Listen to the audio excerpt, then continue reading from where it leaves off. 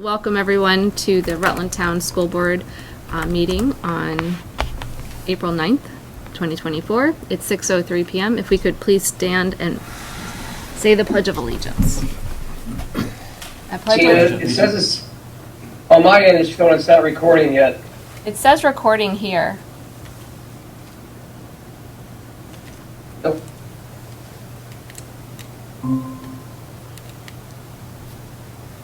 I'm just going to go. Pledge allegiance to the flag of the United States of America and to the republic for which it stands, one nation, under God, indivisible, with liberty and justice for all. Thank you.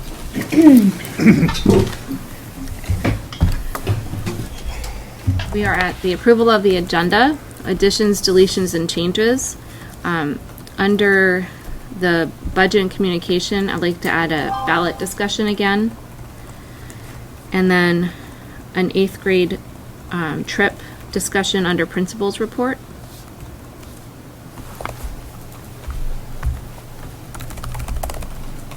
And if possible, moving personnel up to before new business, just because we have someone present. That way they don't have to wait as long. I'll entertain a motion to I'll make that motion to make the changes to the agenda. and approve it. Yeah. Thank you, Abby. Any discussion? All in favor? Aye. Thank you. I didn't hear Colin's response, but I did have 3 yeses. I'm a yes unless I'll give you negative consent. Okay, sounds good. So it's unanimous. Thank you. Next up is teacher, staff, and community comments. Hi, that'll be us. My name's Stacey Oxley. My son Colton's in 7th grade. Jen McElmore, my daughter Sophie Hanlon is in 7th grade. And we're here just to get the board's approval to proceed with the Washington DC trip and fundraising.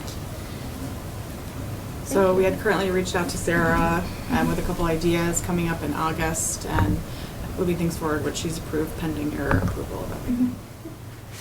So the teacher, staff, community comment section is just for listening, but we did add it to our agenda for later in the evening. So you're welcome to stay, or we can let you know. So, thank you. Nice day of sunshine. We gotta get out. It is. I hear you. Thank you. Thank you for coming. Yep. Anyone else? Seeing none, we'll move on. And then we have Keith Schneider, one of our teachers at the school, who teaches gym for 5th grade and under. Pre-K to 5th. Yep. Pre-K to 5th. Yep. PE and health. And he'd like to give us a little presentation on what he's been doing this year. Yeah. So I have a couple different things. The first thing is I wanted to just look at a lifetime sports review survey that I sent out to grades 3 through 8. I thought K to 2 it might be a little too much for them, just technology-wise, another thing on the teacher's plate. So we kept it 3 through 8, and just to kind of go over their perspective of it and whether they felt that it was worthwhile, exciting, things along those lines. So I'll just go through this relatively quickly. You can see that 45% of them chose skiing or snowboarding, and then we had some other things in there as well. Then about 30% of them, it was a new activity to them, but most of them had done the activity at some point in their lives. I didn't ask how frequently they had done it, but most of them had done it. So then our next question was, thinking of the activity you chose, how much did you grow in your ability? And 5 was, I grew, tremendously. 4 was a little bit less, and then 1 was little or no growth. And the majority of them, of the students responded with, they definitely grew in their ability regardless of where they were, which was exciting to see. That was one of the goals. Enjoyment level, how much did they enjoy? Again, more towards very much so, with the 3, 4s, and 5s there. And then we had some funny responses. What was your favorite part? Hanging out with friends, playing with friends, skiing down Gold Rush, and just a lot of them was accomplishing something that they hadn't done before. So this gave them an opportunity to pursue something like that. My favorite part was when I bowled, I felt that I got better in the skill and I got to compete with people that I normally don't get to compete with. a lot of their responses were mingling with classes and other grades that they normally don't interact with, which was kind of cool to see some of their responses there. There was a couple of, I really like the hot chocolates as well, which was good.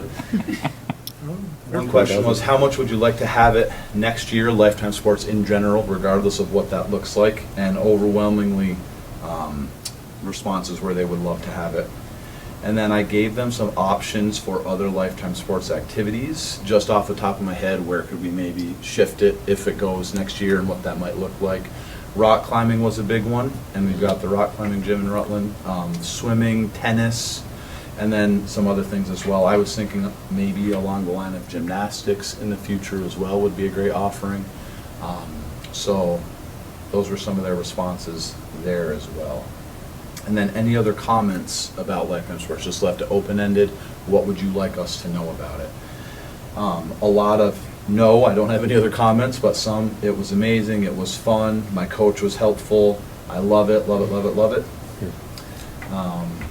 You know, it was overwhelmingly from their perspective, the students' perspective, super positive and encouraging to see that they enjoyed it for the 5 weeks that we were able to do that. So it was... Make it 10 weeks instead of 5. It was a big undertaking, but we got it done, and I think once it lifted up off the ground and we finally, the kids really, really enjoyed it. And I think that from their perspective, it was certainly worthwhile. And I know building-wise, I didn't send out an official faculty survey, but that sentiment was probably the same.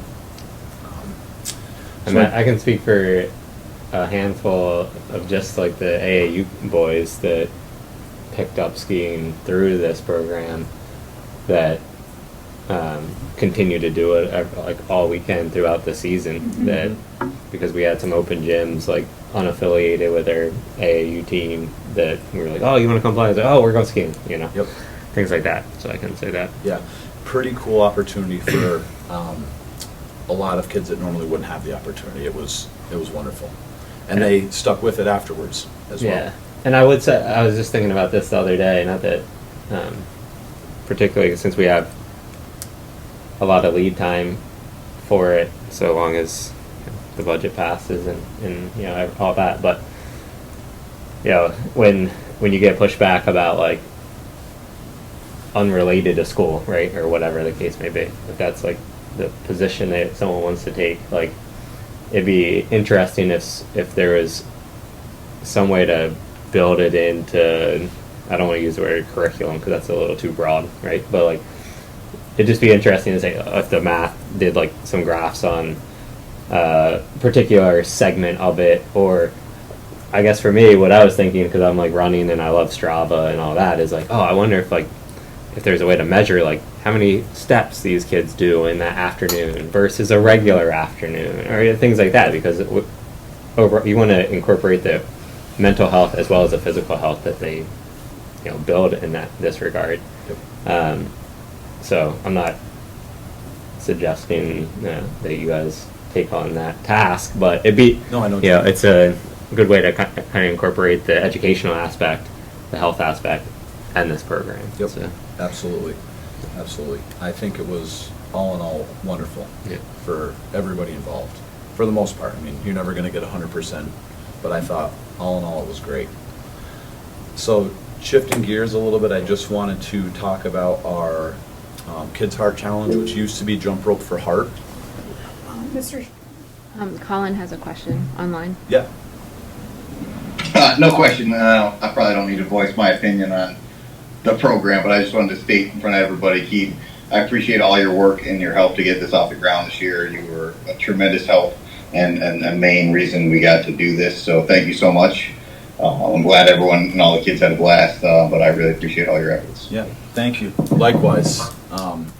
It was definitely stressful and crunch time there, but we made it work, and I think we're better for it. So I appreciate that. Thank you, Colin. So Rutland Town School has had a long tradition of successful Jump Rope for Heart events, way before I even started working here. A lot of the banners are up in the gym that you've seen, starting from, I believe, the early 90s is when it first started. And that's a tradition that I wanted to keep going. So that has kind of morphed into the Kids Heart Challenge, and very similar. We're practicing jump rope, we're learning about our heart, how to stay healthy, things along those lines. And I just wanted to share a little bit about what that looks like this year. It is an option for students to fundraise, totally optional. I make that very clear. I'm not trying to stress families in any way, shape, or form.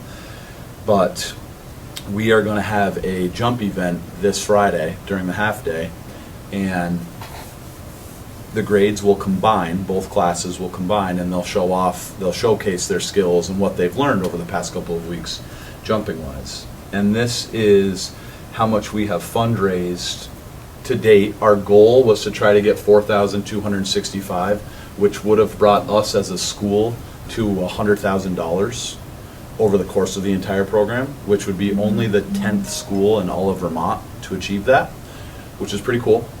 We didn't quite make it. We have a couple days left, but I don't anticipate that we will get that, and that's okay. We'll just subtract it and make a new goal for next year. But you see we've had 19 online students register, and we've raised $2,276 from just those 19 students, which is tremendous. A lot of them have put in great effort. I really appreciate it, and I know that the American Heart Association does as well. So I just wanted to highlight that. I think it's pretty cool. Thank you. Yep. Colin has another question. Go ahead, Colin.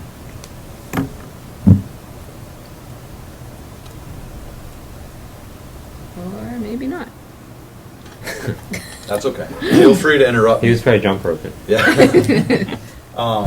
So also tied into that, we had a parent who wanted to come in and is almost done with nursing school, and with some of her colleagues that they work with at the hospital, they wanted to come in and present about the heart, and I thought it tied in wonderfully with what we've been talking about. So I just wanted to show some pictures of that with the 4th grade that came, and they came into the cafeteria.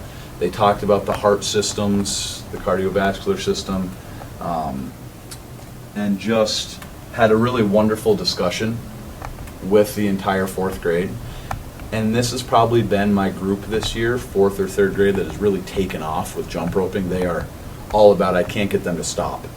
So they were really locked in, and I thought educationally it was a great experience for them. Like I said, they had a wonderful discussion, some good back and forth. And then at the very end, they all the 4th graders received a little stress ball that was a heart that they gave to them. So that was kind of cool, a little thing that they could take away from the presentation as well. So just wanted to share some photos with that. And then our jump rope unit has been great this year. The kids have really improved tremendously. I wanted to talk about some of the tricks. I'll just hand some of these out. This is a checklist of the tricks that we do. So assessment-wise, this is just from some of the students. They put their name on top, check it off once they perform it, and there's 3 different levels: basic, intermediate, and advanced. And we start at the basic skills and work our way up through, and it's just really cool to see how excited they get when they're able to check one off, and they've accomplished that skill and they're able to keep working through. So I just wanted to share those a little bit.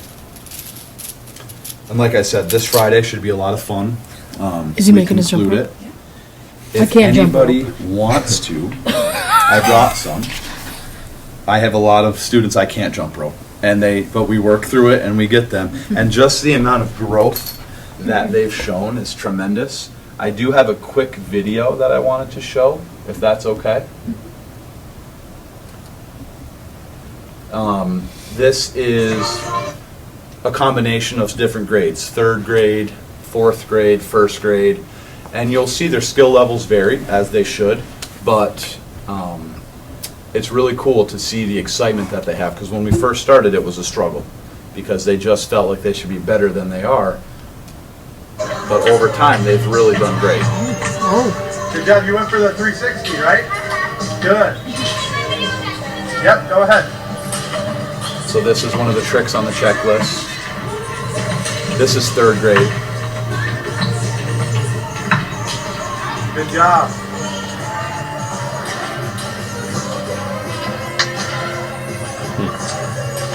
You see some, they're doing different things. Some are practicing running with it. Some are going backwards with the rope, 1 foot, 2 feet, different types of Good tricks. job.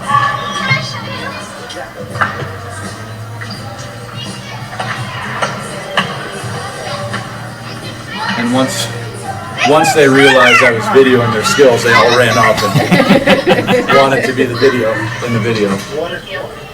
This is first grade long roping. And when we first started, there was no chance that we were going to be able to do this, but they've gotten that down. Another thing that you'll see later is we did this year what's called the Endurance Club, and they try to jump rope for a minute, and I give them little timers. So they have the timers set up on the stage right now, and they start it, and they try to jump rope continuously without stopping for a minute. The posters, you'll see them later in the video, but 1 minute poster, 2 minute, Jack, 3 try minute. again, buddy. And then they got so good at it that I had to add a 4th minute. I didn't anticipate that, but we had to add a 4th minute, and some of them wanted to add a 5th, and I was like, okay. So again, different skills. This is first grade. And I don't have a before video to show, but it's tremendous growth from all of them, which is kind of cool. One of those activities where they can really see, and you see them signing the board or the posters. The posters have survived 6 weeks of being in the gym, which is relatively impressive with all the students that go in and out of there. And lots of AAU basketball. community players from around New England. Yep.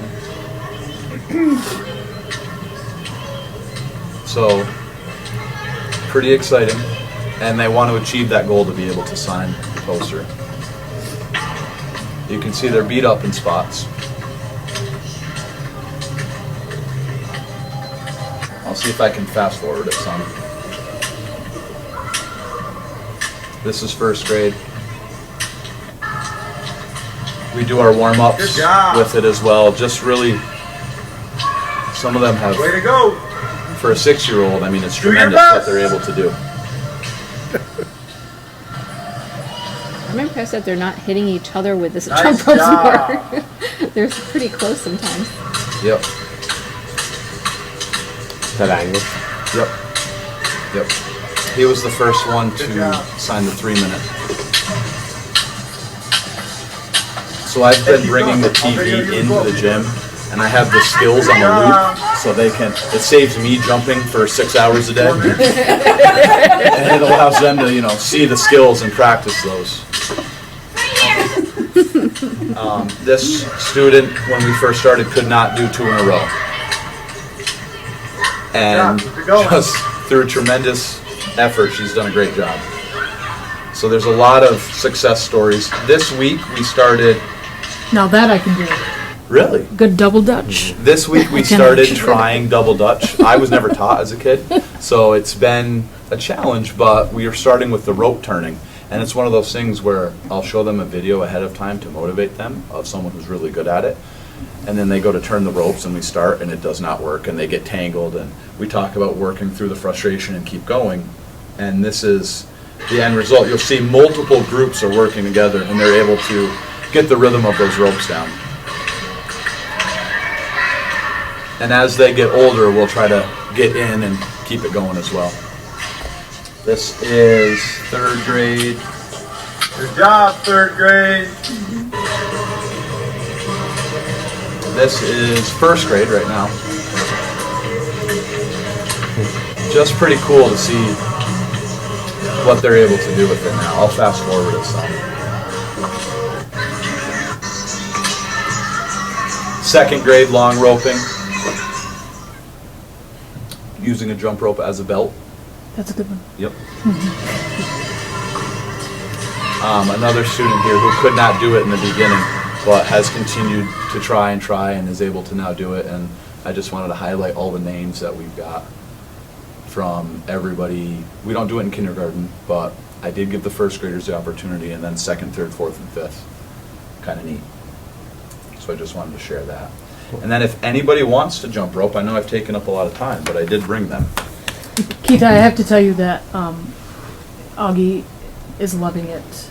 Good. And we got in a huge discussion the other day because during COVID, you rode around on the fire truck and threw jump ropes. Yes. It was the back of my truck. But back of your truck, but you guys did have fire trucks, right? Were there fire trucks involved? Or just There trucks? may have been fire trucks, but Keith was in the back of his truck. Yes, with throwing lots them of out. So we folks have those. talking to Yes. people. We still have the calendar up in our garage from when you would send them home. You sent home the calendars that we had to do every day. Yep. But Very cool. I have put Augie to bed a couple of times, and he'll be laying there falling asleep practicing his jump ropes without a jump rope. And I'd be like, "What are you doing?" He goes, "Just trying to get better."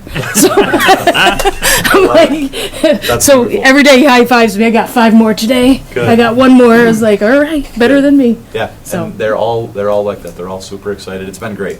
But it's really just it's been a good like something that Ren's been able to talk to him about, and they've been out in the driveway doing it together lately, and it's been really cool. So. Yeah.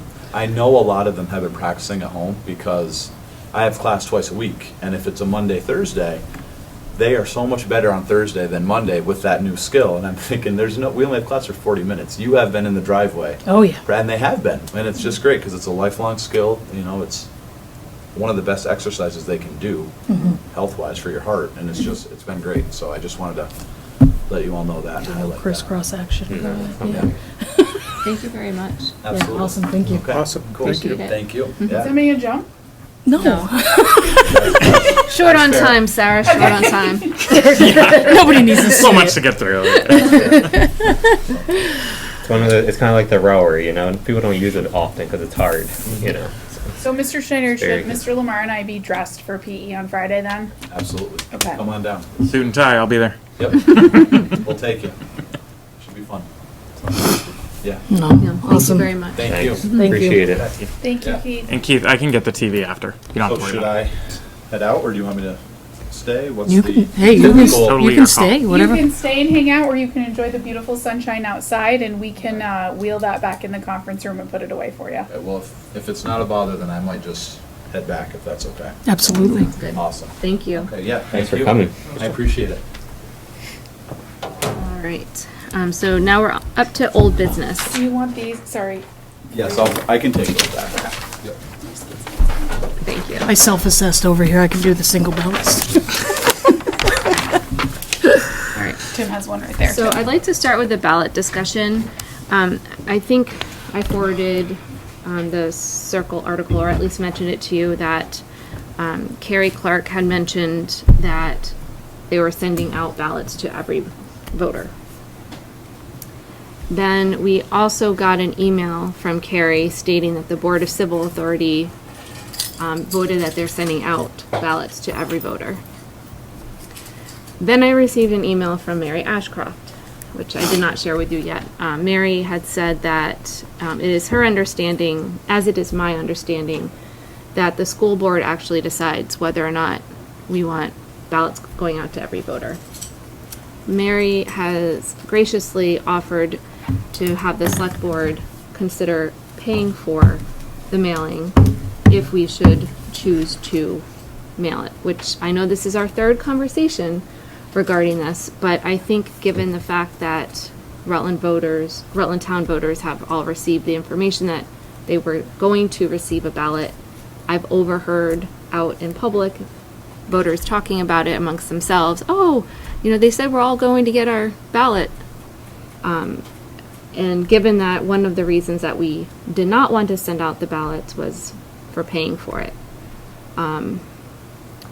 given this new information, I wanted to just put it to bed.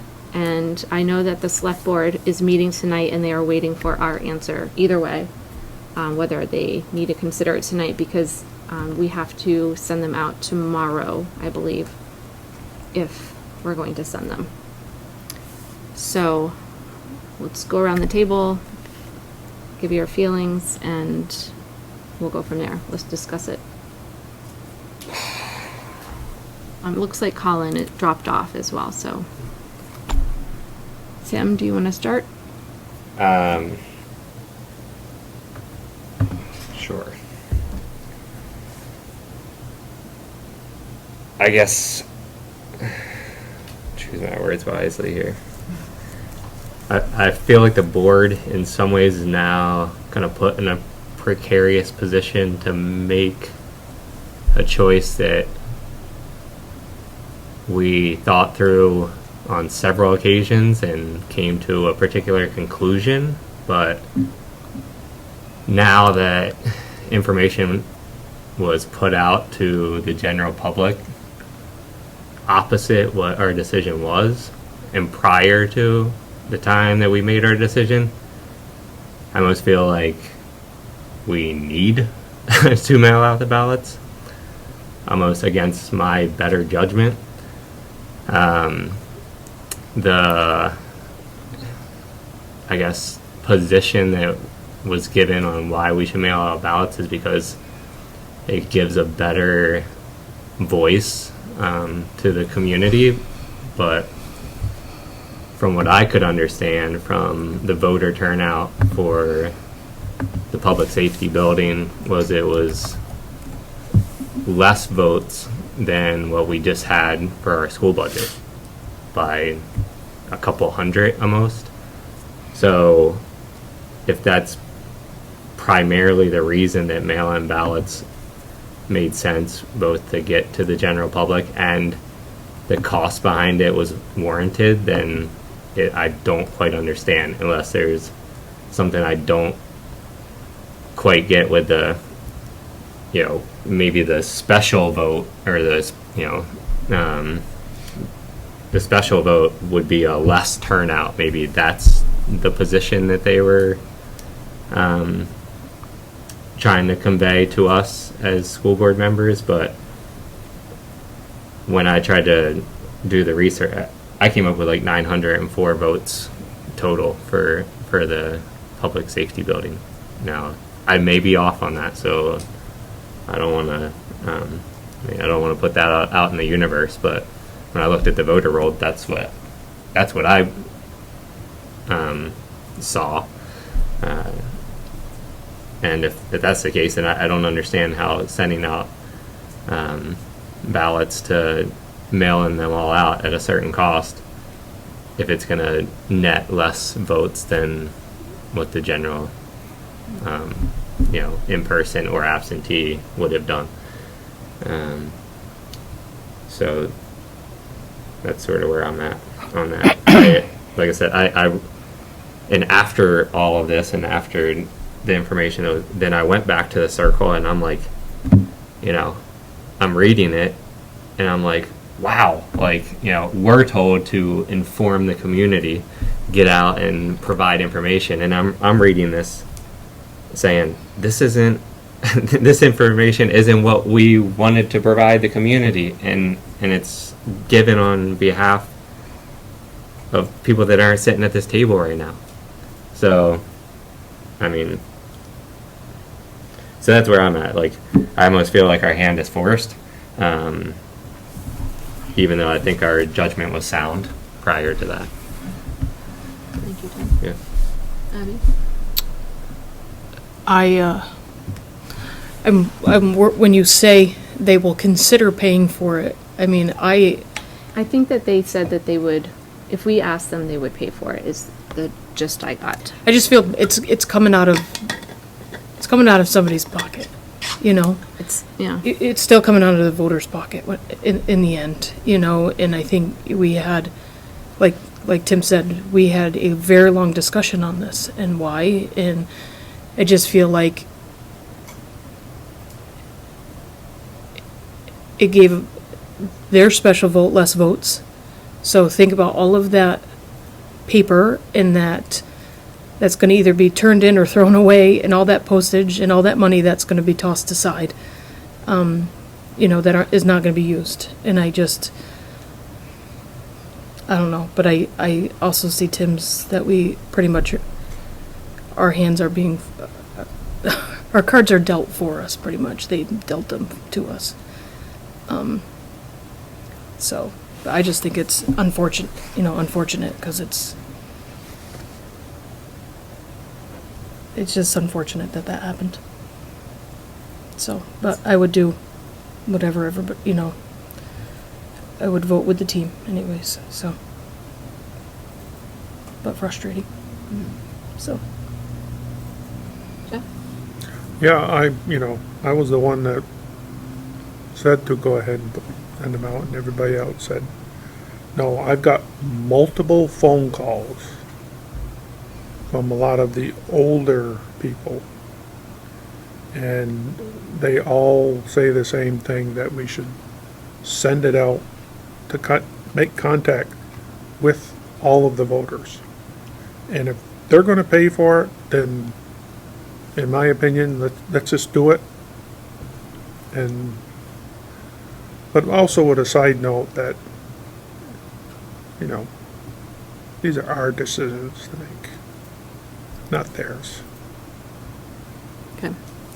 So, given that 3 out of 5, and I know Colin he had said that he was against this, but he's also not here to discuss it or vote tonight. So I will let Bill know that What are your thoughts? I agree with you all. I think that our hand was forced. I also received some emails, not so much phone calls, about sending out the ballots. Even after that, we still made the decision not to, and I think it sets a precedent that we have to send it out every time, which is very costly, and I don't think it's always necessary. But at this point, since the public was informed that we would be sending them out, I think, given the fact that both of us have received phone calls from the community members asking for us to send it out, and a lot of voters are expecting them at this point, I think that I would be okay if the select board was willing to pay for it to go ahead and do that. What happens if they come back and say, just kidding, we've decided we're not paying for it? I think that's what we've decided already. We've already decided we're not paying for it. Okay, I just want to make sure that it's not going to come back and if they're say. willing to pay for it, then I'm okay with that at this point. Just make that Given very how things clear. happened. Do you know what I'm saying? Mhm. Like, if you pay for it,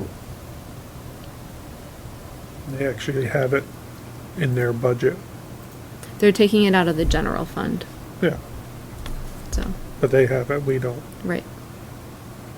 So, I have a motion, I guess, to authorize that communication with Bill Sweet so that they can vote tonight. Anyone willing to make that motion? I'll make the motion. Go ahead and send the ballots out. At the select boards, What's that? with the select board With the paying. select board paying. Okay, thank you, Jeff. All in favor? Aye. Aye. Okay. So 4 yes, 1 no, or abstention, because he's not here, but he did say it would be no. All right, let me just take a second to let him know.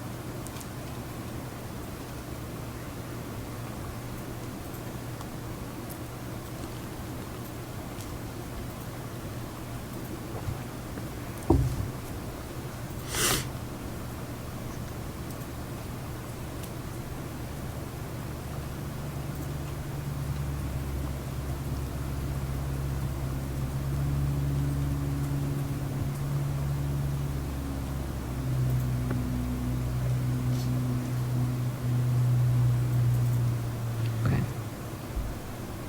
So I think that is set. All right, next, communication. I know that we had spoken a little bit about signage and setting up some times to sit at the transfer station to answer questions, or just to kind of get awareness out that we're voting April 30th and we would like support of the town to pass the budget.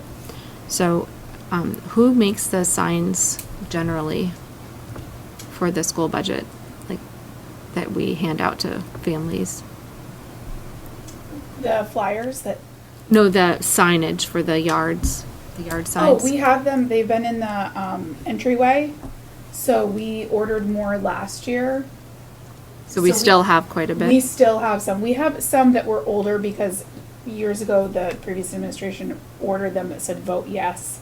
And we had talked to Mary Ashcroft, and I just think we should just be encouraging people to vote. So we have some upstairs that say vote yes, but we have new ones that are right in the entryway, and we asked parents in our newsletter and social media pages to keep them, unfortunately, and return them after the second vote. So there's some up there, and then we have, Lewis had the flyers. I don't know if those were mailed to families yet. I didn't receive mine I yet. haven't gotten it. Okay, so maybe they're not mailed yet, but Pam has copies in the main office. So Mike and I we had a lot of kids being dismissed early yesterday for the eclipse. So we were encouraging parents. I've never seen anything like it. I think Mr. Schneider had one kid left in PE. So Mike and I were handing those out too, and I don't think they were mailed yet. And we were encouraging people to please grab a lawn sign. Mike's gonna have the bus drivers put the vote sign back on the buses where those put on.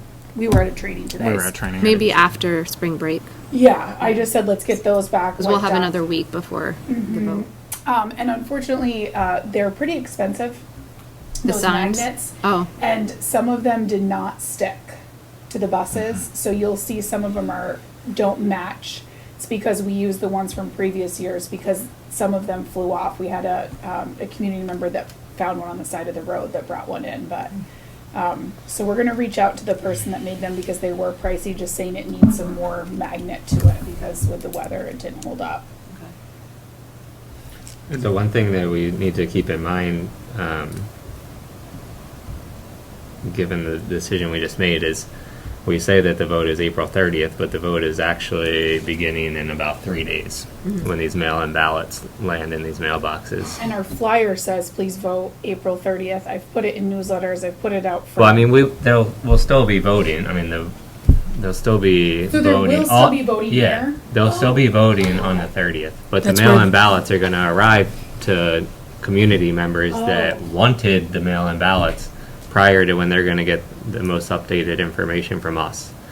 And, you know, Chris? as you get that mail-in ballot, you're like, fill it out and drop it in the mail. I mean, Well, that's put the that other to thing, rest. that's So- where a loss of money is, if we're keeping them both open too. People are I just thought gonna it chuck was them. one or the other. No. yeah, no. You only vote once, but you can do it either way. And it's always like that. Like When they mail out the ballots, yes. Okay, this is my first time when they do that, so I apologize for the questions. And Correct. I want to be informed, because community members are going to ask me too. Chris, do you know when Lewis is sending out those brochures? They've been sent to the printers. I'm just checking with Lewis right now if he has a date when they're supposed to be sent out. So I have that information. I'll let you know, okay? Okay. Thank you. Make sure. Okay. And then we had also talked about, and that's a good point, Tim, standing at the transfer station. I'd be willing to stand there in the morning this week. I have my son has an AAU game up in Virginia, so I have to leave probably by 11. What, it's open Wednesday, Saturday, right? Wednesday and Saturday, yeah. I'm working tomorrow, so I cannot. I can do Saturday morning, or, whenever. So, it's open from 7 to 1, so I could I could do 7 to 10, you do 10 to 1? Sure. This weekend.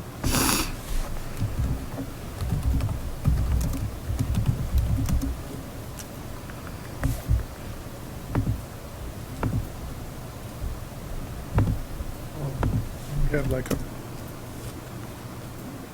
list of questions with answers with them or something, or? Well, we can bring the brochure, but basically, I think people just want to know, why should they support the budget when it's so high? What makes it so high? Those type of things, and explaining that health insurance went up, the pupil weighting changed. When I've explained that to the elders, they've all like, okay, good, all right. Yeah. And honestly, we did trim the budget a little bit, but every year we've been giving back surpluses. So really what we're doing is trimming next year's surplus. It's not like we may, there's not much we can do with what we have. I mean, some piece of not the information that I saw, though was accurate in the grand scheme, the way that it was, like the narrative that was presented, in my opinion, was combining the budget and the bond. Like when you like, it said $14 million plus. Well, the budget was 10 and change, and the bond was 4. But when you're just breezing through, commentary, and you just see 14 million. Is 14 million for the school? No way, So when we're not going back out for the bond, then that alone takes some guesswork out of the community members that were concerned with, like, well, they may have felt good about the budget but not about the bond, but they're like, well, heck, if both pass, then I'm out of luck here, so then they both went down. So I'm feeling more basically the optics of not having the bond will. Yeah, and I think that's like, when the concerns on the no vote and the conversations over coffee and thing with the bond and the budget collectively was like, it was the $14 million number was probably thrown out more than the two kind of separate issues. So, and I think, like, when we're talking to the public, Sarah can probably provide at some point kind of like a layman's discussion on class sizes and where that threshold is that you just, you can't put 35 in a room because it's just not allowed. It's simply not, like, it's not practical. It's not best practice, and there's a rule against it. So though it makes, great, put 35 in a room. It's, it's proven that it's not the best way to educate students, and for that reason, it's against state policy. So, right. And I also think it's important for voters to hear that, the state spending per pupil is close to $24,000, but Rutland Town, we're keeping it under $20,100 per student, which is way below the state average, and we're doing a lot with that. Thank you, both of you, for helping lead the teachers, do a wonderful job educating our students. And I think that that's really important. They hear the number and they think, oh my gosh, but really, when you break it down, we're doing a very good, responsible job taking care of our kids and our buildings.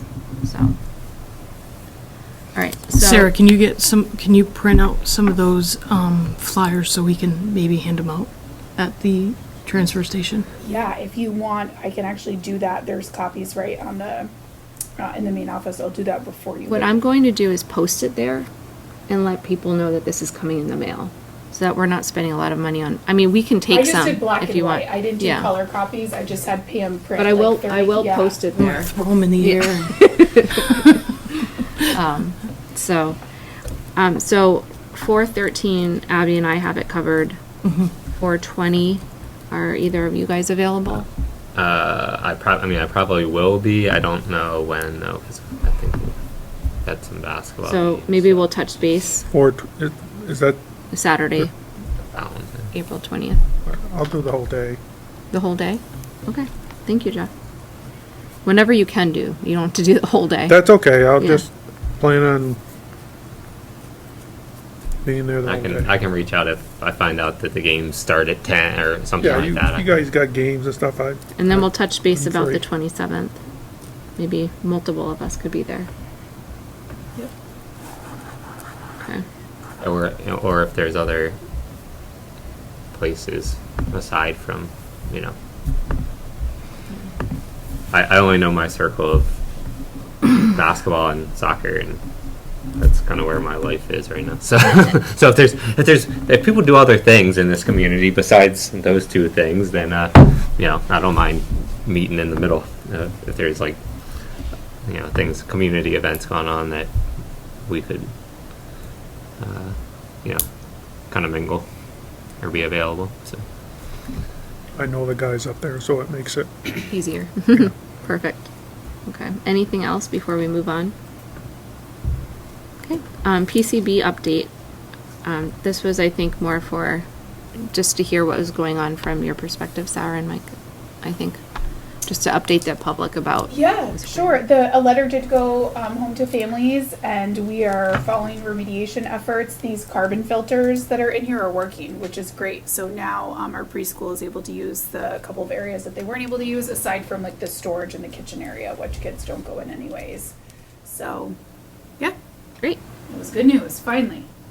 Yes, Chris called and was like, we have good news. We'll take it. I think it's also important for the public to hear that the reparations from the PCB is all being covered right now. Is that correct? Correct. It's not through our budget. Correct. It's through the grant, correct, Chris? Through the Agency of Education? Or money from the Agency of Education? That is correct, and I'll talk about this right now. But H873, which you'll hear discussed, it's a bill that's up. We'll see if it passes or not. It discusses a pause in PCBs. Right now, they're putting a threshold of $4 million, and so what happens if that's according to this bill? So if the fund drops below $4 million, they will then institute a pause on PCB. That will not impact Rutland Town. That would just impact any school that has not yet been tested. But schools that have been tested and already have begun remediation, mediation, abatement would not qualify for a pause. So they would continue to move forward. But all of our work right now is funded through the state and through this fund. So what happens, we receive the work plan, receive the estimate. We then submit it to the business office, who then puts it through the AOE grant management system, and then we are paid back from the state. And I do want to add one note that I just received about an hour before this meeting. There was some work that was scheduled to be done during spring break, but has been pushed back to the week of June 24th. It's not going to impact occupancy, as Sarah said. The good news is still good news. That's the air filters are working, but some of the work that they scheduled to be done, they had to push back till June 24th. So, Thank you, Chris. And just an update, I just heard from Bill Sweet that the select board voted and they did approve funding for the ballots. So I just wanted to update that. All right, and then we'll move on to the City of Rutland public notice of drinking water. So community members received a notice that the water, Rutland Town School received its water through the City of Rutland water supply, and there were some extra haloacetic acids, I guess, compounds in there, and it was just a little higher than it's supposed to be. So there was, did you want to? I think that article was very informative. I glanced through it. There's a lot of science in there, so I just asked Pam to send that to families. In an update, I asked Sherry to post it on social media. Again, we were out of the building for most of the day today, and Mike is going to include it in our TISC. It's like a newsletter that goes just to staff on Sunday nights. So the article she's referring to was, there was a commentary in the Rutland Herald today by one of the city engineers, and they kind of went over what it means when those levels are high and what they're doing to reduce it going forward. And it was very helpful at understanding a little bit more of the situation. So wanted to thank that engineer for making that article. Very well written. Yeah, and if families want to see it, it was in the paper today. So, and thank you for sending that out through Pam to the town. All right, we moved up personnel. So we'll look at the contract recommendations.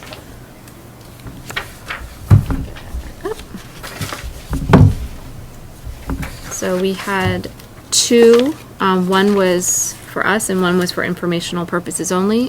Jen Rocktift, is that how you say your name? Yeah, Rocktift. It is on here for fifth or sixth grade math and science teacher, I believe. Did you want to say anything or no? Okay. Hi. So welcome to the Rutland Town School. Thank you. And I'll take a motion to approve. I'll make a motion to approve. Thank you, Jeff. All in favor? Right?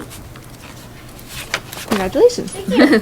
Welcome. Yeah. Thank you. And I also would just like to announce that Shannon Moriarty is our new girls lacrosse coach. So that's wonderful. So I'm Yes. glad she stepped up. Next. I could just add Tina. Oh, yes. She is, doesn't have lacrosse coaching experience, but felt horrible that we had no coach. So she has worked with Mike Rowe closely. She's watched a lot of YouTube, read a lot, and she is just wonderful because she knows that there's a lot of kids. And we have a memorandum of understanding with Rutland City and I think one other school, just so these kids can be outside playing this. So I really thank you, Shannon. It was huge for these kids to be able to play. So, and thank you to parents for being understanding because she's new and she's studying and just is happy to have these kids outside running around, which is great. Thank you. Thank you. All right. The AOE facility condition assessment. Chris, did you want to talk? So, yeah, I'll just a quick overview. So, as part of Act 72, the states, there are two purposes, are the reason why they conducted these assessments. One was to basically give the state and the General Assembly a better understanding of the overall health and well-being of our schools, not just locally but across the state, to help them, decision making, bills, to better understand just the cost. I think I recently saw that I do believe the state of Vermont is the second oldest state in terms of the age of facilities, in the United States. So I think that's been a major concern as all of our facilities starting to age out around the same time, what the cost would be, particularly around school construction. And I think that's something they're trying to rectify as they're looking at legislation on school construction. So this gives them a better understanding in terms of where we are at. And the second part is, part of Act 72, is that schools and districts are being asked to develop a 5-year capital improvement plan. And so that this assessment should assist us with this. I know that I've shared this with Kelly, with Sarah, and with Mike. There are no real surprises in this. I think, but I think Rutland Town overall is in a pretty good shape. I think there are items that have been brought before the board that have, so there are no real surprises for us, but I think it's just something which, in providing this to the board, more along the lines of when would the board like for us to bring a draft of a 5-year plan with this, and looking at the impact to next year's budget as well as budget in the future. So.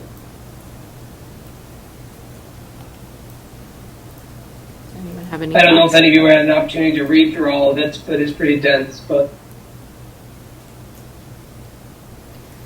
I did take a look at it, and I was happy to see that Rutland Town was in overall very good shape, but it does look like there's some pricey things in the near future that they wanted us to address. And given our... And one of the things, Tina, real quick, one of the things about the price, I attended a lot of the webinars, and these are all obviously just estimates. They give you ballpark numbers, so obviously as we look at the work, we have to get quotes, and I know that Sarah and Mike can tell you this, and Kelly as well. The problem that we have experienced, and a lot of school districts will experience, is you can't just call up a contractor and just ask for a quote. They're overworked. They don't have the time. So that is just the general concern around this. Is if there is work to be done, it really has to be part of a plan, and we need to be willing to move forward on this. So we have to figure out how we're going to really get a more accurate number, or more cost estimate with regard to some of the work that needs to be done.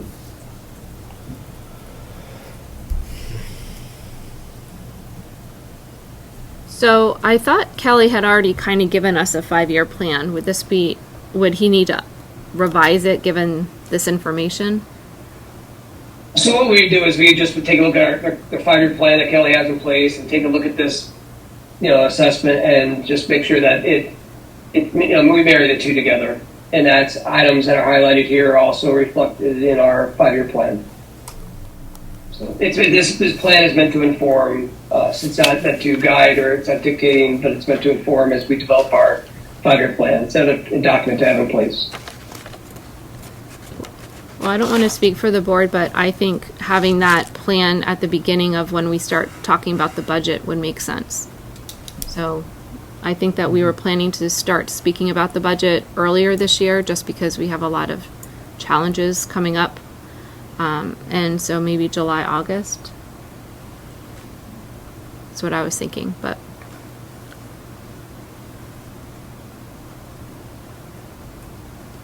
Anyone else? Yeah, that sounds appropriate to me. Yeah, just getting the plan, both putting everything together and getting the master plan out. Yeah. Just looking. Okay. By consensus here, it looks like July, August would work for us. Colin, did you Which have one? well, we haven't discussed whether we're meeting in July or not, so I would be okay with August, to be honest. But anyone else? August fine? Yeah. August is great. Okay. August. Okay, Okay. perfect. Thank you. You're welcome. Any other comments about that before we move on? Okay. Financial reports. I don't see Lewis here. If you have any questions regarding the financial reports, I guess ask him, and if it's an issue, we'll bring it up next meeting. Consent agenda, director's orders. I'll need a motion to approve those. The Make warrants. Motion to approve? Thank you, Jeff. Any discussion? All in favor? Right? Aye. Unanimous. Any against? No. Approval of the minutes from March 12th, 20th, and 28th. Any comments, discussion, motions? I'll make a motion to approve them if nobody has any comments. Thank you, Abby. All in favor? Right? Aye. Unanimous. Superintendent's report. All right, thanks, Tina. I don't have a lot since it's been about 2.5 weeks since we last met. I've already talked about the PCB update as part of Sarah's and Mike's school updates. We just talked about the AOE facility condition assessments. There is a legislative update in there. It's very brief, just kind of some items just to keep an eye on. We're waiting to see where these go. So once we have more information, we'll bring that before the board. The cognitive bid cap assessment window is currently in operation. It opened up March 11th and it concludes May 3rd, and that is including the makeup testing dates. So hopefully, we say this every year, but then we'll get the assessment, the data back a lot quicker than we have in the past. So if we get it back by summer, that'd be great. So we can actually start working with this and bring it back to the teachers and start forming instruction from day one, as opposed to November, December, where it becomes much more difficult to try to move student learning when you're receiving it 3 months into the school year. So hopefully the state will get its act together and get the data back to us for us to do our jobs. I also have just an update on conferences. I know that there's been a lot of, whenever there's a snow day, I know that it would be, sometimes I'm the most popular guy, and I'm also the most hated guy. And I just want to briefly just try to talk about, because there has been some question about terms of it. I do believe some people think that I just look out my window, I step outside and say, we're having a snow day, we're not having a snow day. It's a much more complex process than that. Obviously, I reach out to the Department of Public Works. Don't you make the snow? And I thought you changed the weather on your own.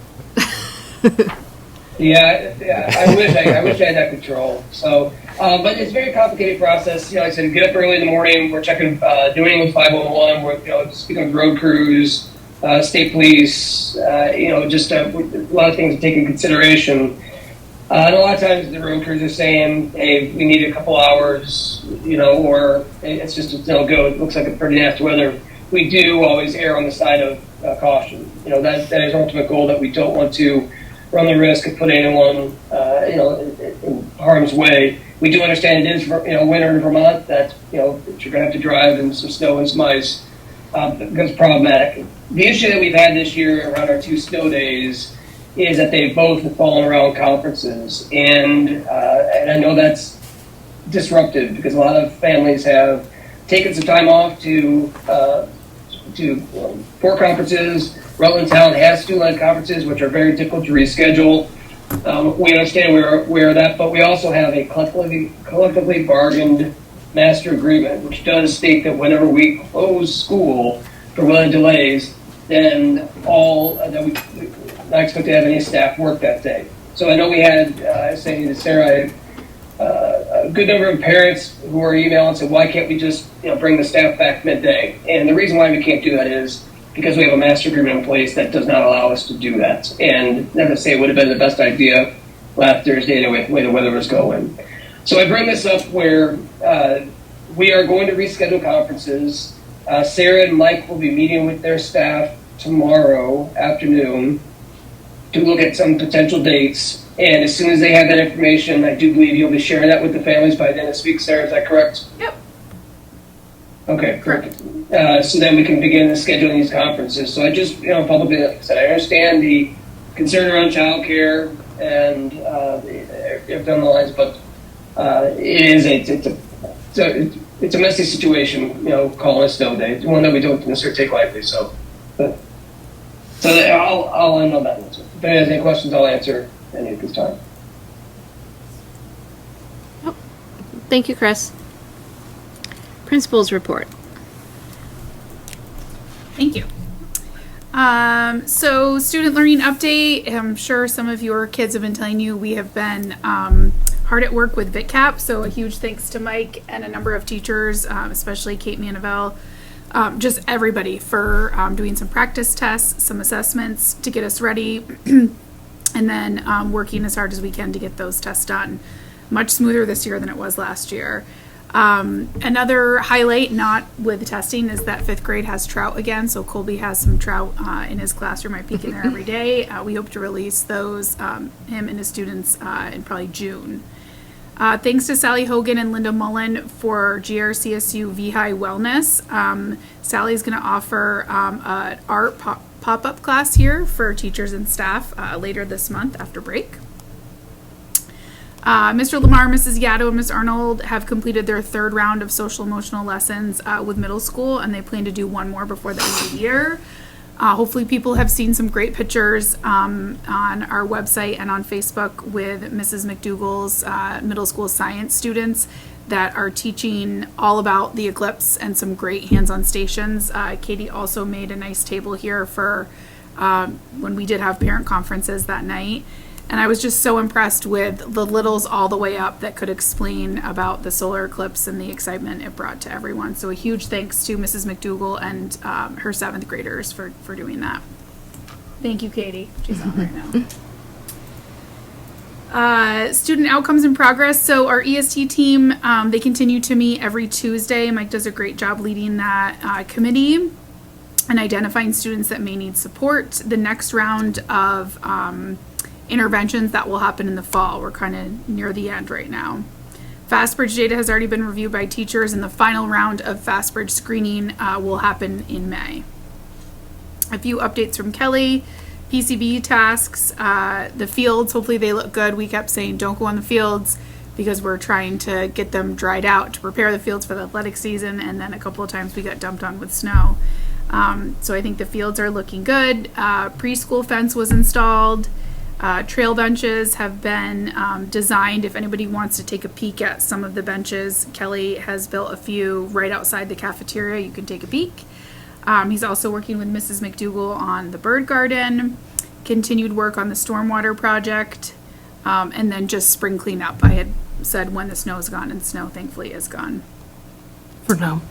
For now, not gonna yeah. So happenings and celebrations, I won't list through all of those to save you some time, but we got a lot of stuff going on. We'll let families know about that makeup parent, teacher, and student-led conference date as soon as possible.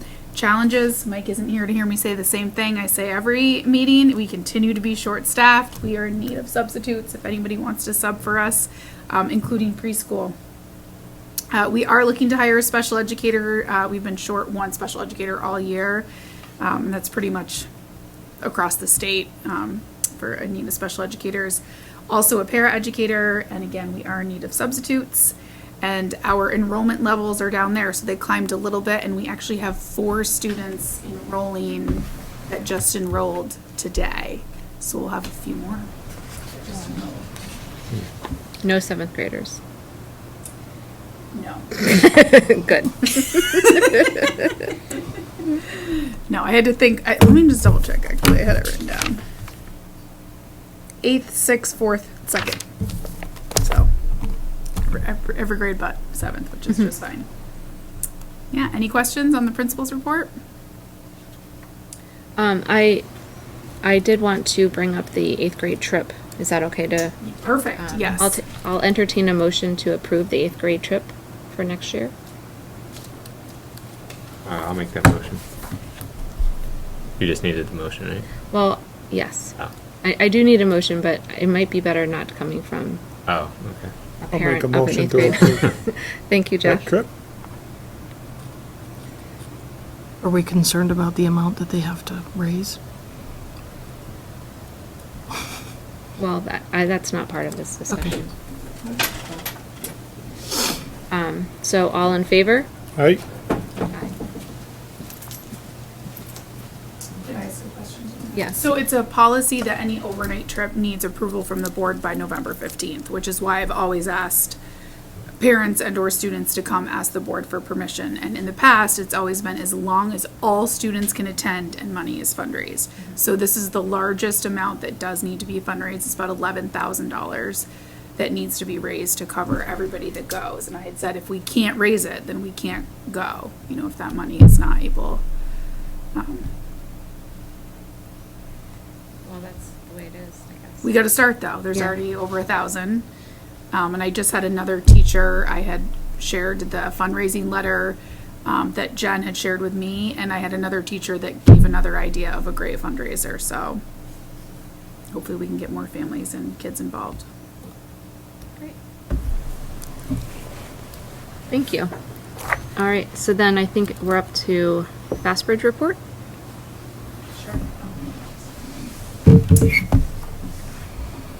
So everybody in their packet, Mike and I put together, there's 27 slides that everybody hopefully has had a chance to review. And then we went through the analysis based upon that data.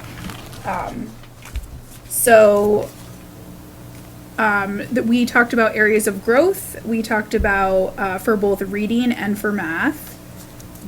Very proud of the growth that our kids have made. Not that we're just comparing across the district, but our kids are doing very well. So I will highlight a few things. 94% of our students in kindergarten and first grade are at modest, typical, or aggressive growth for early reading.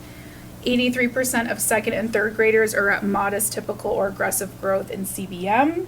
And 81 students in grades 4 through 8 are at modest, typical, or aggressive growth in auto reading. 79% of students in grades 2 through 8 are at modest, typical, or aggressive growth in A reading. Similar. And those are all just it just measures various types of things. Some of them are, it has passages, you answer questions. Other ones you have to identify words that you hear. Others are like early reading is very early reading skills. So that's what all of the, various reading skills. And it goes into more detail about what each of these tests are in the 20 plus slides that you all have in your packet too. Sorry, I didn't start with that. Yeah, that's good. And then growth again for math, 84% of students in K1 are at that modest, typical, or aggressive in early math. 77% in 2 through 8 for A math, and 71 students are at low risk or advanced, I think was something that we wanted to highlight as well. Some areas of concern, I don't like that areas of concern because this is a screener. This is one measure. So these data meetings that Mike leads within EST, that's really where discussion happens, where the rubber meets the road, I say, because you may have a student that doesn't test well, didn't have a good day, is anxious, and they may say, I know this kid, I have no concerns. Or they may, but it's really it's that relationship with kids and knowing where your kids are at. And when we do this, I always try to think about making this for the people that aren't in education. So Mike and I talk, like if I were to show this to my husband, would he understand what this meant? So we talked about, CBM reading. We've talked a lot with teachers about reading for accuracy and comprehension because this is mainly about speed. So we have some teachers that have very strong opinions about this CBM reading score because they would rather kids read accurately, fluently, and be able to comprehend rather than reading for that speed. A lot of times, If a kid flags in CBM and the teacher says they're a slow reader, I really don't have concerns. Well, and with any of these assessments, we pull them a lot of times for more assessments just to measure and see, get like more perspective on them. So, one is called the SCOGI for reading, that gives us more information. The PNOA for math. So if a kiddo flags and we still have a lot of questions, then interventionists often pull, and then we'll do more assessments with them to see. So we don't, we take this as a measure and consideration, but again, like Sarah said, being one piece of information, we'll pull them for more. To get What's the topics traditionally that they're reading? I mean, wouldn't that have an impact on a middle schooler or high level elementary schooler, like reading? So red ink, I think, right? Like Wes was working on that, and it's like, a football player's name pop, because they let you kind of script it a little bit. I'm guessing these tests aren't like that in any way, right? So they're like reading things that they might not even care about. Yes. So an adult would do the same thing, I feel. Yeah, a completely random passage about whatever is out there, and then answer questions based on it. Yeah. Yeah, that's a good point. And so we just try to say this is just one measure. It's a screener, and some kids it takes them a long time to get through. Intrinsic pressures for them, themselves, outside influences, all those things we take into consideration. So for A reading and A math, that's where we had about, some flat growth. So is that a concern? I wouldn't say it's necessarily a concern, but something to keep our eye on. And those are the ones. So the A reading, like you just talked about, Tim, would be exactly what you just said. You have a random passage about penguins. Yep, and Right. You've got to read it and answer 10 questions based on it, or whatever the topic might be. And math would be kind of longer problems that get at a variety of skills too. Yeah. But this is what you're determining whether or not they need intervention. Like you might, if you're not sure, you might test them in a different way. Correct. But this is what's saying, look at me, right? And then I had a question on the Fast Bridge letter that was sent out to parents in the newsletter. It said that this is what will help us figure out if any student needs more help. But it didn't really talk about the students that they're not growing because they're at the high end. Right? Because that's something that we've talked about before, where when they're at the higher end, there's less growth because they're at the higher end. So what are we doing to push those kids so that we keep everyone growing, not just the ones at the bottom? That's really interesting because I've had this conversation with people about that, because when a kid gets their Fast Bridge stuff and they see that they're in the, the light purple on one chart, but they're on the red in the other chart because they didn't make a growth, but they're already at like the 11th grade reading level. So it's kind of, it's interesting to have that conversation even with kids about what to do or how to look at those scores. But, how are we, measuring that? So I know that was one of the pushing things them. about MTSS. It's supposed to help students at the low and also at the high, right? To give interventions that were... But our interventionists right now help the kids at the low. Like, we don't have the staff to pull like kids to do more enrichment. So with teachers that that's one measure, but they offer them to extend or enrich what they're doing. And we've had this conversation especially with older kids, they get very frustrated with themselves, and it's like, you're already at the 98th percentile. Yeah. For you to just move one, it's really hard. Like, it's really hard, and they want to see that growth, and it gets tougher. But currently right now our interventionists are with those kids that are struggling. They're not with those kids that are above. And their schedules they're pretty packed. Very much so. And we have quite a few kids in MTSS right now. Through these systems, data meetings, that's how we identify them. But I completely hear your point. It's also getting to those kids who need the challenge and all of that. I do think too, like I'm not sure if we had mentioned this already, but we have a grade that's trying something called PALS. I think peer assisted learning strategies, right? And a small example of what you're talking about, Tina, might be in this, where you actually have kids coaching each other in reading also, and so a kid who might be stronger will help to coach another one. And a lot of times that is a way that you can challenge those readers who say are more fluent or understand it easily, so that they can then kind of mentor and coach the other kids, of course under teacher supervision. But that's like a way I've seen it happening in a classroom. But as far as like the MTSS system, like Sarah said, we focus on the kids that need the extra help right now. And then through any book clubs and whatnot, that's more where it's leveled. So you may be in with kids at your reading level. So the MTSS system, though, like the first level is universal, right? Design. So so would you say then, if the interventionists are all busy with helping students at the lower end, is there like are there more resources that the staff need to figure out how to increase that enrichment for students at the higher end at the universal level, like the tier 1 or whatever? More resources, what do you mean by that? I don't know. Like, it sounds like we're just, teachers are just focusing on the lower end. I wouldn't say that. I would say interventionists are. Okay. So that's where intervention resources, they are working with kids that are struggling. But teachers work with all kids, those that are struggling and those that are well above grade level. So a few parent-teacher conferences that Mike and I were able to pop into were of those kids that are performing way above grade level, and we heard some great things of what our teachers are doing to push them further. And then the tough part is when they go to those high schools, they say, well, they've already kind of completed this, read these books that we teach in 9th and 10th grade English, what am I going to do now? And then that's a conversation they need to have with those area high schools on, we have pushed them through this is where they are, and what is their schedule going to look like for those classes. So teachers are kind of helping to enrich those kids, the tier 1. We just don't have interventionists that are helping the higher end at this point. Correct. Interventionists don't. And I would say that's a very difficult job of a teacher. You may have a kid in an 8th grade class at a 2nd grade reading level, and you could have a student at a 11th, 12th grade reading level in the same class. So teachers do a great job, but our classes are not tracked.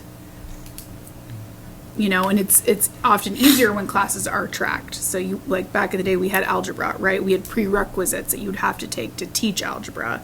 So you could teach to the whole class. And what teachers are asked to do now is to teach the whole class of who's in your classroom, but they're not tracked classes. And we have those conversations with teachers too, and I can remember two specifically that I've had about math. And our district has All Learners Network now as a resource, which is amazing. I've used it before, and I've actually shown and helped some teachers go in there to find what they can use to enrich students who need that extra push or the challenge. So they can give them a challenge by choice, not overwhelm them. It's a fine line. You want to motivate them to do more, but not pressure too much, that kind of thing. And so that's one example I can think of, Tina, where I've spoken specifically with teachers and shown them a resource that they use, and I've seen them use it too. So this is kind of out of curiosity as I kind of get a grip of this, just because I find it interesting. But and before I give my note, I just want to be sure I'm correct, right? So your measure based off your peers, right? So like the benchmark is based off whether it's district peers or national peers. Like how's it? Mm-hmm. Okay, so if I say it this way, because we want to hold the teachers accountable to a certain level, right? We also have to hold the students accountable for their role in this, right? So like the way I see it, like this is a competition in some regards. Like in sports, I'll use like that analogy. Like teams they either get better or worse, right? They don't just stay the same because someone out there is working a heck of a lot harder than you, right? So like if I just say my kid, for instance, like was like 80th percentile or 90th percentile, and then the next time they're in that realm, but they're coming in at 70. It doesn't mean that they necessarily, you know, weren't growing in some capacity, but they weren't growing as strongly as someone else that might have read every night of the week for the past 3 months, where I know my kids aren't, right? So there has to be some accountability with that in this program, I feel like. And so that's just my note on that. And then I kind of like when you were talking about like peer help.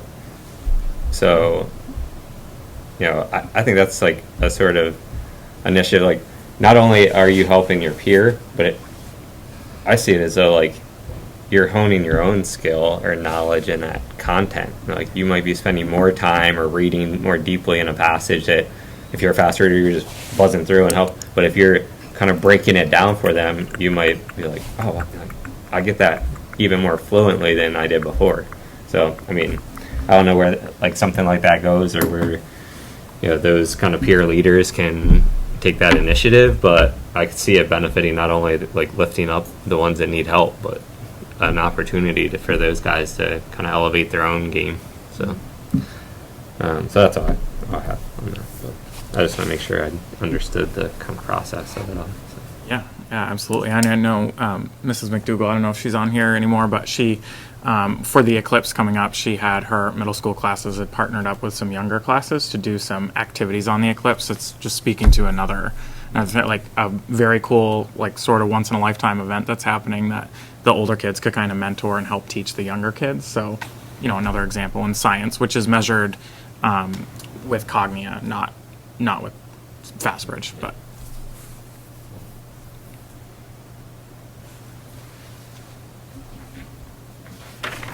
Any questions? I think you should somehow post this honestly to your website, and here's why. Because you know all those little scuttlebutt that people said, it's quite impressive. I mean, you see some dips and you're gonna, as an educator, you're gonna see some pockets here and there, but to see that advanced section. So I've been working with Fastbridge a long time. And not many schools have that many kids in that light purple. And I think usually you just see the purple above that line. Mike and I may have screenshotted that and sent it to some of our friends in other parts of the state and not in the state, and the comments were like, what? Because we have worked in other schools and districts. And I will say to Chris, I think I annoyed him one day. I was like, check this out, check. He's like, yes, sir, I got it. Good job. And I was like, we're killing it over here. But and that's the thing. I think just we as a board knew by watching and seeing these reports on how the kids were performing. I think something, I don't know what got into the water, but we heard a couple of times where we were failing and our students were failing. And yes, this is one measure, but it's one measure that is consistent with every student, K to 8. And I think that somehow we need to highlight this for others to see, because it's excellent. It's very good. Yes, thank you. We were grateful for our snow day because Mike and I got to geek out and spend time, uninterrupted time, more looking into this data. On your day off. Yeah, on our day off. And I think we were so excited that I know we're supposed to do book clubs tomorrow in our faculty meeting, but we wanted to share some of this with our teachers because I think some community members, they caught wind that, our students aren't in there like, where are they hearing this from? This isn't true. So I want them to know that we see, we hear, we talk about it, because we'll talk to them in their PLC groups and individually. But a huge just shout out to our kids. I mean, they're working hard. Our teachers are working hard, and they're growing. And that's, we have one cohort of kids that I think in the country everybody's kind of keeping an eye on a certain grade level due to COVID, and the growth that we saw was unbelievable. So that's what you want, right? We want our kids to continue to grow. So we were really proud, and thank you. But you even look at your K1, navigating Fastbridge for a middle schooler is challenging. Just, to see scores, usually seeing K1, all the research I've done, usually it's lower just because it's their first time handling. They're 5 and 6. They're 5 and 6. Do you understand? And to get 87%, 89%, so, that's, you should just be very proud of the students and your staff.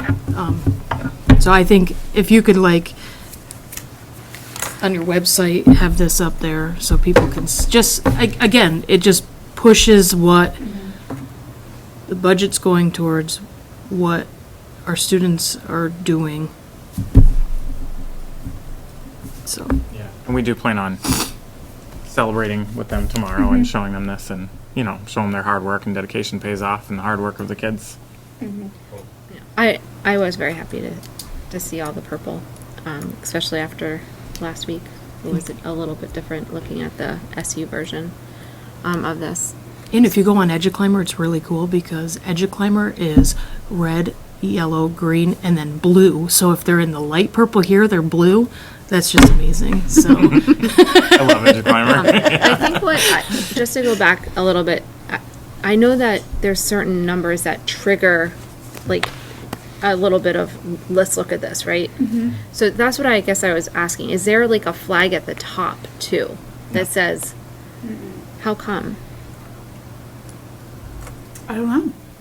It's just not in our formal MTSS Yeah. process. Yeah. Yeah. Is that something that's like when the something that MTSS process was made, yeah, we focused on, we started at the 40% and below for the whole GRCSU.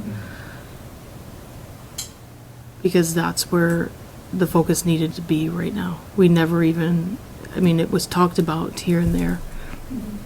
But I think that's like left up, a lot of that's left up to the individual schools and teachers. And I know right now the SU, I'm on an SEL MTSS team, so trying to develop that process. And then I know there's also a secondary MTSS team trying to look at really 7 to 12 and how that system can work for them. So they're, growing the MTSS process, but like the top numbers, and it's just not a part of the formal one. Well, I think the overall, Yeah. the overall vision was resources and how to use our resources in the schools to the best, to the most effective way, and we are such limited resources. You talk about it all the time. We don't have subs, that was the start of the MTSS talk. I would love to see, kind of going off what you're talking about is more opportunities for kids to earn 4s. Like you do here in the middle, like by June, nobody will have a 4 or over a 3 until like March or April, or like, and that it's not always more. Like you're not writing a 6-page paper and get a 4, but it's the content that you put in it, or so seeing more opportunities for those kind of extensions within the actual classroom setting. I know like book clubs, they do it because I know that's they're differentiated. The book clubs are within there, but I would love to see that. How do kids work towards that? Because I think that's going to be when you come to proficiency-based grading, that's where that enrichment piece comes. It within the classroom setting. I just don't think there's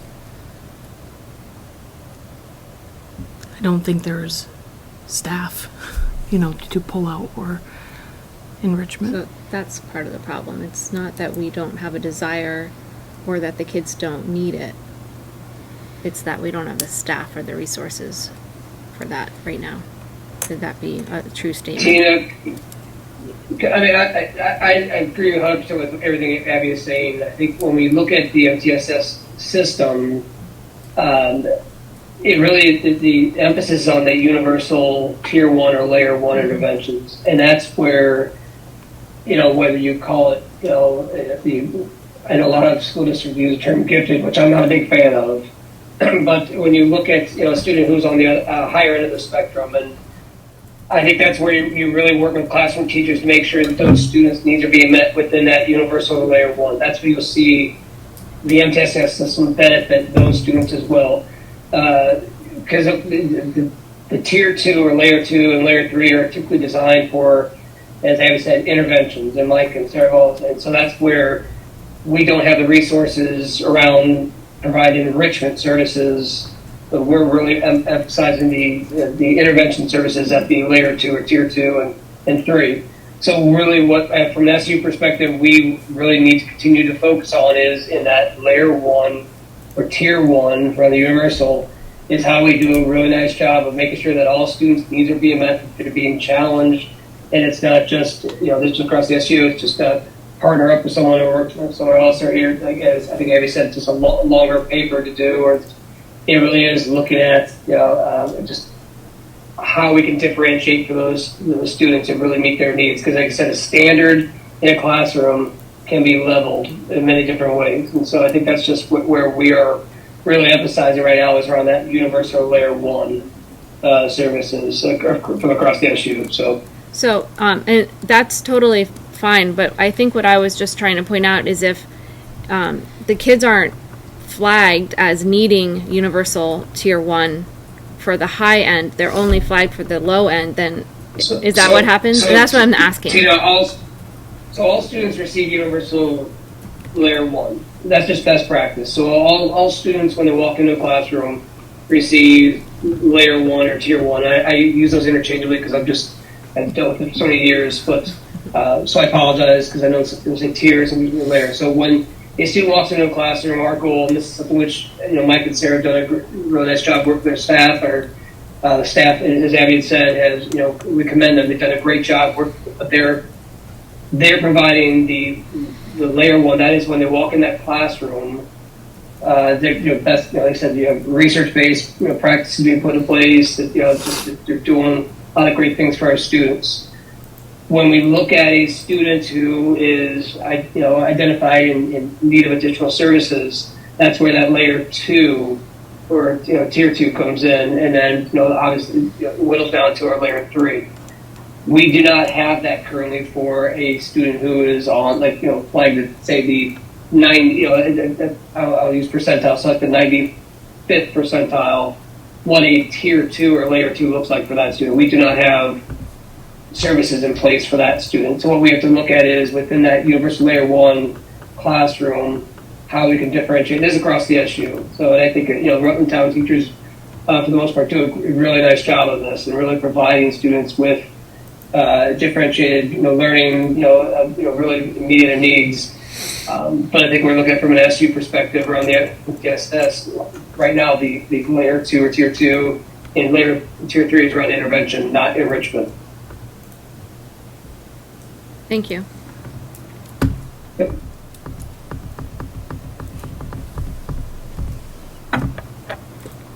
Anything else? Move on to summer programming. Did you want me to give an update? I suppose. Okay. I didn't realize that was on there. So summer program, we have Boys and Girls Club that will be here this summer. We hope to offer summer school, but that's pending if our Rutland Town teachers are able to do that. So that's on my list to do after April break. So if we don't have staff that will staff summer school, I assume that's not something that we're going to staff here. Or I'm not going to hire out for that. We did that a number of years ago and it was not well. So a couple of the people that have done it in the past have told me they're not able to do it. So I hope that we can offer Summer Academy this summer. But again, if we can't staff it with Rutland Town teachers, that's not something that we'll have here. But we do have a full-time Boys and Girls Club, and we'll have extended school year services for those students that are eligible on IEPs.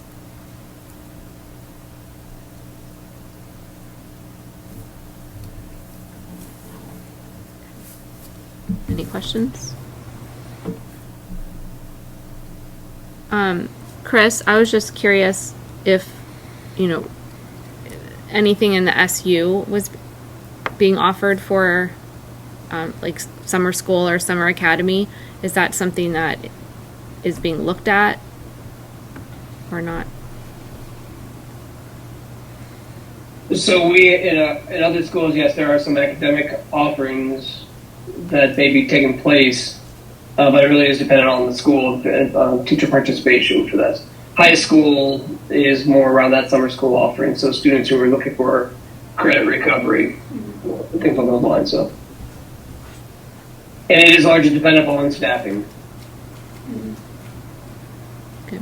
So if there is an opportunity, say if there a program is being offered at one of our other schools, and there's availability, a Rutland Town student would be able to access that within the SU. So what happens to students that would have been recommended to summer academy, but we don't have it? What happens then? It's similar to students who we recommend summer academy to that parents don't choose to send them. So we encourage them to work on certain skills. Classroom teachers will share. Biggest thing is reading, counting. We'll share certain skills to work on over the summer, but we can't require them to attend. The hope is that we can have it. I have one teacher, but Again, I haven't. We're hoping to use ESSER funds again. So Lewis has a few rules that are a little bit different than what we've had previously. So what we're going to work on that on Friday, and then hopefully roll that out to teachers after a week after April break, just to see if anybody's interested and anybody's willing. I do have one teacher, but I would need 3 more. Thank you. All right. Vacancies are in your packet or folder, whatever you use. And next up is the board chair report. I don't really have anything to add. Quarterly goals update. It's just that time of the year again. And I went back and looked at what our goals were. One was to try to get the second floor construction onto the ballot in March, which we did. Second was reintroducing lifetime sports into the school system and share resources of the region with students, which we were successful at achieving. Increasing teacher and board interactions, and the student and staff highlights has been really nice on the agenda this year. Getting to hear what the teachers and students are up to is always a pleasure. And the last one was keeping Rutland Town growing from good to great by supporting teachers with PD and resources, monitoring student academic growth as we've done tonight, and just kind of keeping everything in mind as we look at the budget and move into the future. So, anyone have any comments on that? So, I think we've done a pretty good job of sticking to our goals. I think we've set measurable goals that we've met largely. So. Mm-hmm. So that being said, we are up to discuss the board retreat. Historically, we have had this as our July meeting. Our July meeting is set for July 9th right now. Would that work for everyone for a board retreat? Or did you want to look at it, doing it another time? I have nothing planned that day. Mm-hmm. That's way too far out for me. So first come, first serve in my calendar. I just didn't know, because you mentioned earlier about whether or not we're going to meet that month, so. Right. Well, in the past, they used to not meet in July. Right. But we met last year and did our retreat then, and I don't remember if we did that the year before too or not. I think we did it, yeah, we did it down to. Mm-hmm. I just don't know if it At was the 1 or central 2 years office. that we've done that. Yeah. It seemed to work because it's a light agenda, so we can just do the retreat part of it without. And if we have any actionable items that we need to do, we can do that first before the retreat. Does that work with everybody? All right. So maybe because Colin's not here, we'll pick a place next time. Does that work? But we'll plan on having it July 9th. I already have it on my calendar. Perfect. We gonna do it earlier than 6? Probably, I wasn't sure. probably not. Okay. Do you need us there? I think you came last year, Not the year before. but not the year before. Mike's on vacation that time. No, I know. I'm trying to remember. Need, I would say probably not, but you're welcome to come, is what the way I feel about it, but I don't want to speak for everyone. We would miss you, but Okay. You can let me know. I'm available. Okay, great. Okay. And I would just say, share, like, we're not going to go into that without some path that we're on, right? So, like, if you have things that you want to share and you're not there, then I would say that. Yeah. You know what I mean? It's like, oh, well, the retreat's coming up, and this is kind of what we're focused, because we're not going to just totally no, I think if she's do a not, 180, you listen know? to So, me. like, I think if she's not there, she doesn't get a voice. Yeah. Like, I mean, That's right. More- it's just it's her decision. I mean, but, Would you say more food for you? yeah. Yeah, just let me know. And Chris, Chris can let me know too, if whatever. Sorry about that. Planned a vacation. No worries. gosh. Where to? What's that? Where to? Half Moon State Park for a few days. Yeah. It's not too far. Oh, I was like, it's not far. No. I thought You you, have were to going like book it. Bahamas or something. You have to book. Yeah, I booked it in like January. Give them a nice dinner, they'll come. Yes. Are you tenting it? No, well, yeah, and a lean-to.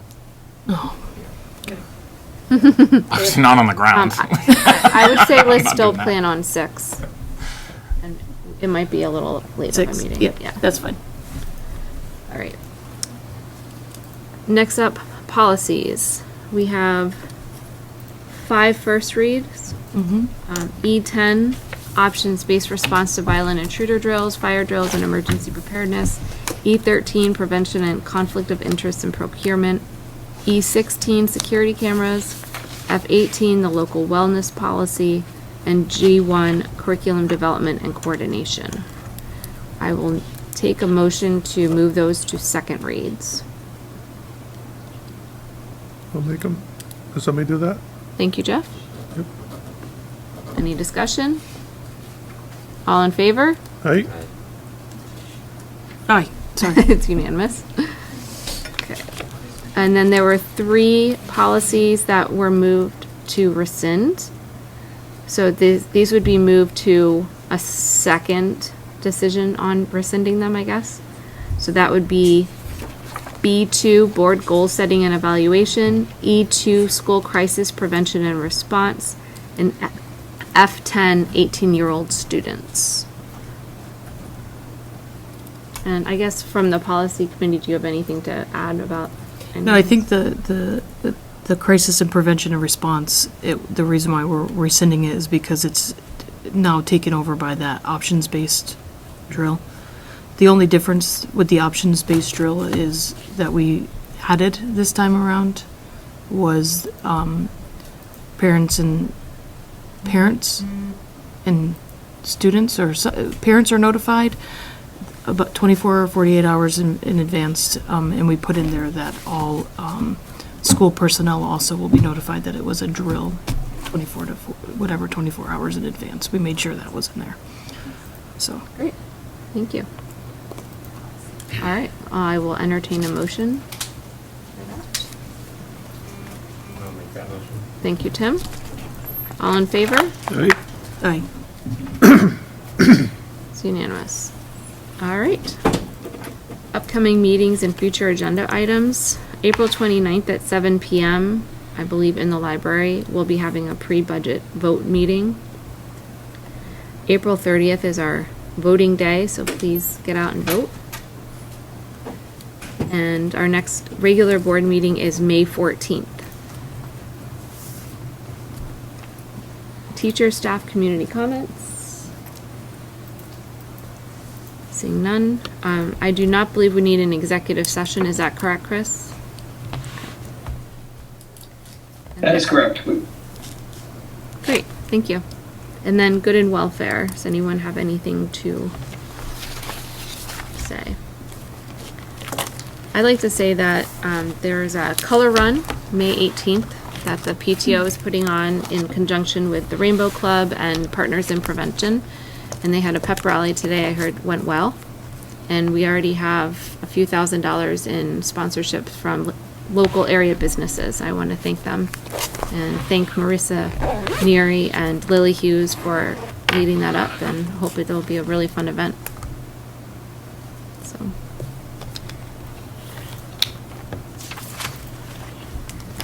I don't have anything this time. I didn't want to steal the thunder of these guys, but the staff and student basketball game I hear was quite a hoop. Did you fall? Oh, no. Yeah. Did I hear? I Hard. Yes. Okay. I tripped over Mr. Hescock's sneakers. Might have been. But I have to say, middle school teachers told me that I looked drip, and I was like, I didn't think that was a good word, so We had to Google it on the side. I wore my daughter's basketball shoes and socks. Yep, the pink ones. I heard all of them. I can't play. It's so bad. You're not the only one to wear fancy shoes and not play well. So. But, no, they were pretty. I mean, Wes was loving it. He did great. He wanted more playing time. That was the only thing. He was like, I should have went back in. They needed to put us back in. Yeah, I'm glad they did. But then I'm looking at Facebook and I'm like, there's 4 Catamounts players watching someone go up for a light, just like staring up at them. You know, I was like, man, you guys aren't. It's not a good look for you guys on Facebook here. Shannon just put the video together. It's pretty good, and I'm like, thank goodness there's not the picture of me landing on my knees. Aww. They seem to really enjoy it. I'm sure they'll remember it, and they're already like planning next year. You know, It's so much fun. It is. I mean, Jeff's been here for. It is so much fun. The conversation at our house was, she dressed the part, but she fell hard. Really hard. Yeah, Ren was really concerned. Okay, don't tell Lewis, Chris. Is that after he black stepped and on blue you? on my knee. It was like a hematoma. It's really big. Oh my gosh. Yeah, I just tripped over Colby's shoes. Yeah, I will say Keith Schneider for being, a varsity basketball, for playing for Castleton, being the captain. And he used to be able to dunk. I will say, I didn't see him make a lot of shots. He kept missing. So just saying. And when I went out there to warm up, I kept getting baskets. And I'm like, this is so rare. So people are like, well, Miss Tetzoff, you're really good. I'm like, no, this is not normal. And then the game started and they could see I had just the drip. that was cool. I would just like to shout out to Miss McDougall.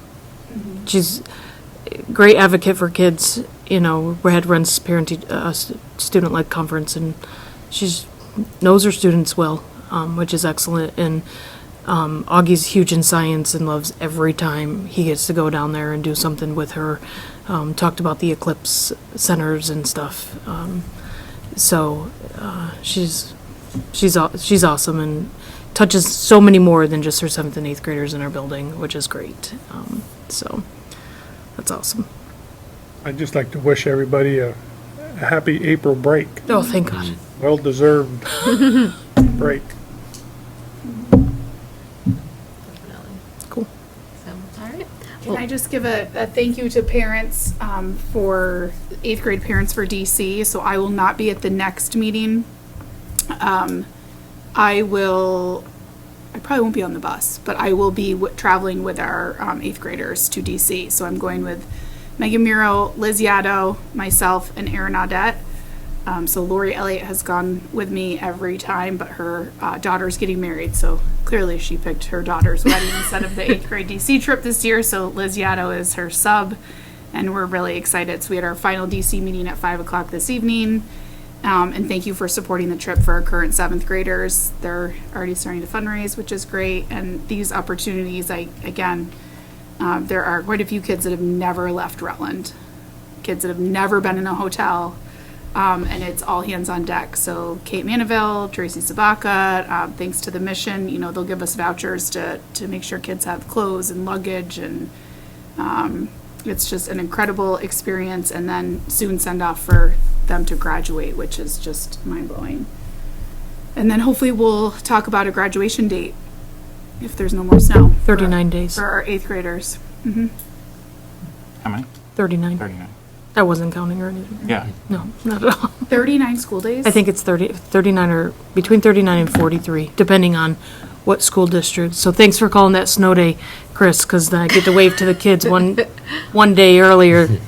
I get to send them off. I don't think I would have been able to get to school. So What? I don't think I would have been able to get to school that day if we had school. Just thank you to everybody for the support. Please vote for our budget on the 30th. All right. Perfect. So we're at the end of the agenda. I will take a motion to dismiss or adjourn. Make a motion to adjourn. Thank you, Tim. It is 7:54 p.m. Have a nice evening. Thanks. Everyone agree, I guess? Yeah. Yes. Thank you. Good.